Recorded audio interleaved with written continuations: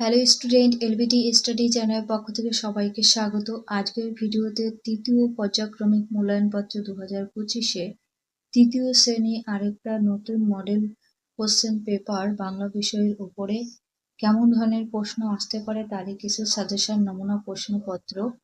যে সমস্ত গার্জিয়ান এবং টিউশন মাস্টার ভিডিওটা দেখছেন, আপনারা এগুলো স্টুডেন্টদের বাড়িতে প্র্যাকটিস করালে এর মধ্যে থেকে কিছুটা কমন পেয়ে যাবেন এবং ধারণা হবে পরীক্ষায় কি কি প্রশ্ন আসতে পারে। পূর্ণমান থাকবে 50। একে দাগে তোমার পাঠ্যপুস্তক পাতাবাহার থেকে সত্যেন্দ্রনাথ দত্তের লেখা দেশের মাটি কবিতার প্রথম 4 লাইন মুখস্থ লেখো। 8 নাম্বার থাকবে। উত্তরগুলো করে রেখেছি, একবার দেখিয়ে দিই। মধুর চেয়েও মধু আছে সে এই আমার দেশের মাটি, আমার দেশের পথের ধুলা। 2 দাগের প্রশ্ন পরের পৃষ্ঠায় দেখে নেব। 2 দাগের নিচে প্রশ্নগুলি এক কথায় উত্তর দাও। এখানে 2 নম্বর করে থাকবে 5 দুগুণ 10। 2 এর কতে তোমার দেশটি কোনটি? আমার দেশ ভারত। হতে কিশোরী মেয়ে বনে কি করতে যায়? কিশোরী মেয়ে বনে কাঠ কাটতে যায়।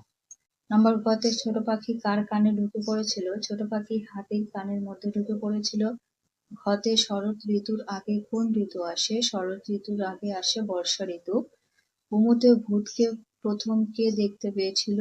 কাকের ছানা ভূতকে প্রথম দেখতে পেয়েছিল। 3 দাগে বাম দিকের সঙ্গে ডান দিক মিলিয়ে লেখো। 4 নাম্বার থাকবে পাখির হবে বাসা, পাখির বাসা। গাছের ডাল, গাছের ডাল। ফসলের ক্ষেত, এখানে লিখতে হবে ফসলের ক্ষেত।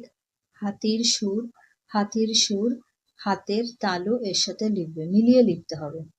4 দাগে কে কোন গাছে বসেছিল লেখো। এখানে 4 নাম্বার থাকছে 4টির জন্য। 4 এর কতে গুটি পোকার ড্যাশ লঙ্কা গাছে, বেগুন গাছে না জাম গাছে ছিল? বেগুন গাছে ছিল। কাঠবিড়ালি পেয়ারা লিচু না কলা গাছে ছিল? পেয়ারা গাছে। হুতুম পেঁচা আমরা আম না কলা গাছে ছিল? আমড়া গাছে ছিল। ঘ দাগে কাকের ছানা সিম গাছ, নিম গাছ না বেল গাছে ছিল? নিম গাছে ছিল সঠিক উত্তর।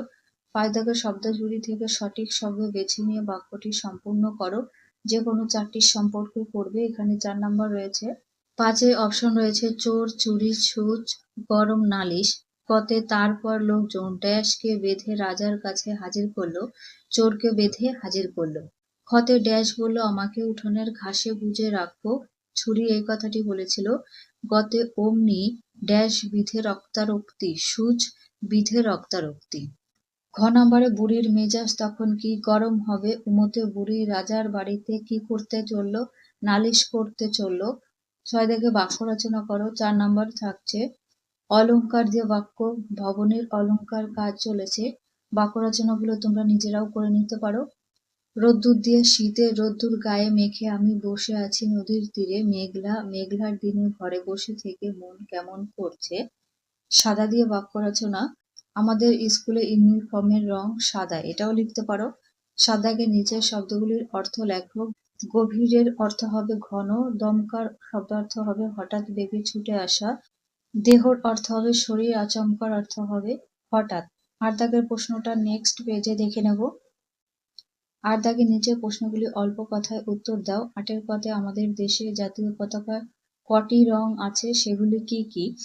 উত্তর আমাদের জাতীয় পতাকায় 3টি রং আছে, সেগুলি হলো গেরুয়া, সাদা ও সবুজ। খ দাগে শরৎকালে প্রকৃতির রূপ কেমন থাকে? উত্তর শরৎকালে আবহাওয়া গরম ভাবটা কমে আসে, নীল আকাশে পেঁজা তুলোর মতো সাদা মেঘ ভেসে বেড়ায়, সাদা কাশফুলের ফুলিয়ে আর শিউলি ফুলের গন্ধ ছড়িয়ে প্রকৃতির মা যেন দুর্গা মায়ের মর্তে আসার খবর ছড়িয়ে দেয়।